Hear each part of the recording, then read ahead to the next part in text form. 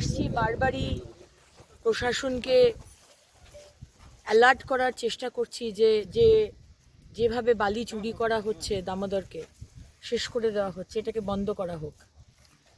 আজকেও এসেছে এখানকার স্থানীয় মহিলারা, বাড়ি তো বানিয়ে দেননি মুখ্যমন্ত্রী, প্রধানমন্ত্রী আবাস যোজনার টাকা পাঠিয়েছেন, সেই টাকা পৌঁছয়নি, বাড়িও পায়নি, বাথরুমও নেই। তারা এখানে স্নান করতে আসেন আমার মা বোনেরা। আর আজকে কি অবস্থা আপনি দেখছেন।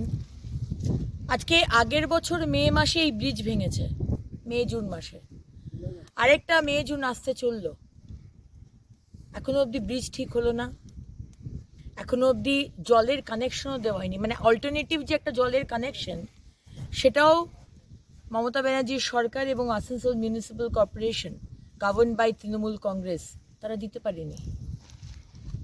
একটা বছর লাগে একটা ব্রিজ ঠিক করতে, একটা বছর লাগে একটা অল্টারনেটিভ জল সাপ্লাই করতে। 51টা গ্রামে এই জল যায়, 51 ভিলেজেস। সেখানে ট্যাঙ্কারে করে জল দেওয়া হতো, মাঝে এএমসি পেমেন্ট করতে পারছে না, কন্ট্রাক্টরদের যারা ট্যাঙ্কার দেয় তাদের পেমেন্ট বন্ধ করে দিয়েছিল, তারা ট্যাঙ্কার দেওয়া বন্ধ করে দিল। আমরা আন্দোলন করলাম, তারপরে এখন কিছু কিছু গ্রামে ট্যাঙ্কার যাচ্ছে। কতদিন চলবে এভাবে?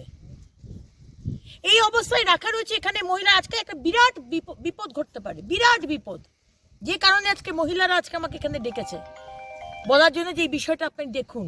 এখানে স্নান করতে আসে, কারণ আর কোনো পুকুরের সংস্কার হয় না, পুকুরগুলো পানাতে ভরে গেছে, ড্রেজিং হয় না, সংস্কার হয় না, ঘাট নেই। যতগুলো আমরা পাই ততগুলো যত নিজের এতে বা সেলকে বলে করার চেষ্টা করেছি। কতদিন এইভাবে চলবে? মলয় ঘটক আমাদের যে মন্ত্রী, তিনি 3 মাস আগে বললেন যে প্রজেক্ট স্যাংশন হয়েছে, করা হচ্ছে। এগুলো কি ভাওতাবাজি করছেন মলয় বাবু? আপনি মন্ত্রী, সামনে ইলেকশন, তাই জন্য কি মানুষকে আবার করে বোকা বানাবার চেষ্টা করছেন? আশা দিয়ে রাখছেন হবে হবে, প্রজেক্ট পাস হয়েছে, টাকা এসেছে, হবে হবে হবে হবে। মানুষের জীবন নিয়ে ছিনিমিনি খেলছেন।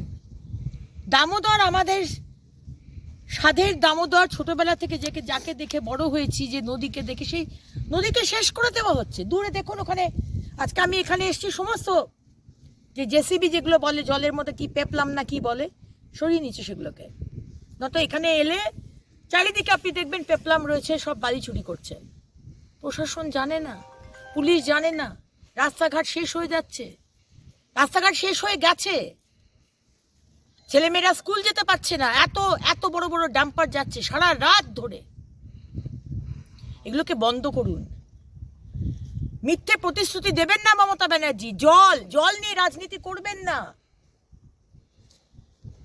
জল, খাবার, মাথার ছাদ, এগুলো নিয়ে রাজনীতি করবেন না।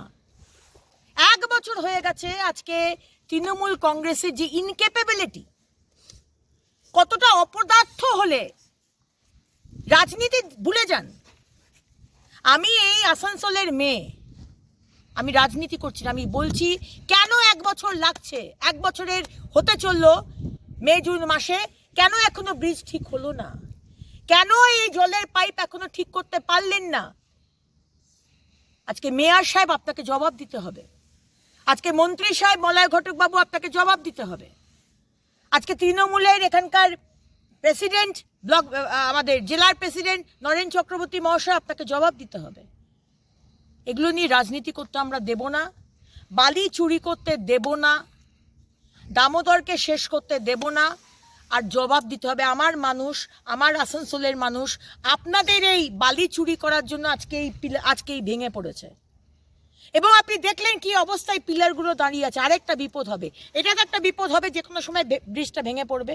আর পিলারগুলো দেখুন, নিচের যে গোলটা সেটা বালিতে ঢাকা ছিল, এখন সেই বালি শেষ হয়ে গেছে, পিলারের নিচটা পুরো বেরিয়ে গেছে, ঝুলছে, তার নিচে কিছু নেই, ওপর থেকে ওই ব্রিজের জন্য এটা ঝুলে রয়েছে, এই সাপোর্টে। যে কোনো সময় একটা বিরাট দুর্ঘটনা হবে।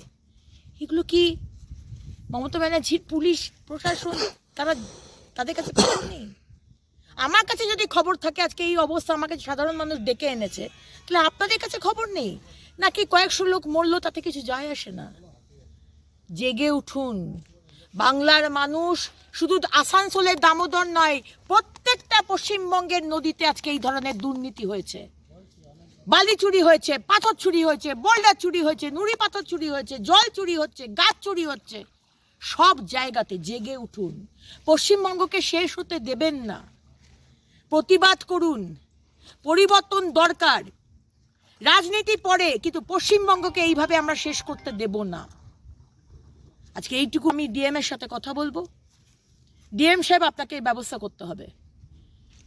আর এখানে হয়তো লিখে দিন এখানে কেউ স্নান করবে না, এখানে কোনো পাবলিক এখানে আসতে পারবে না, এখানে ব্যারিকেড করে দিন। আরেকটা দুর্ঘটনা হবে, কয়েকশো লোক মারা যাবে, আপনি 5 লাখ টাকা 2 লাখ টাকা পাঠিয়ে দেবেন, চলবে না, এটা চলবে না।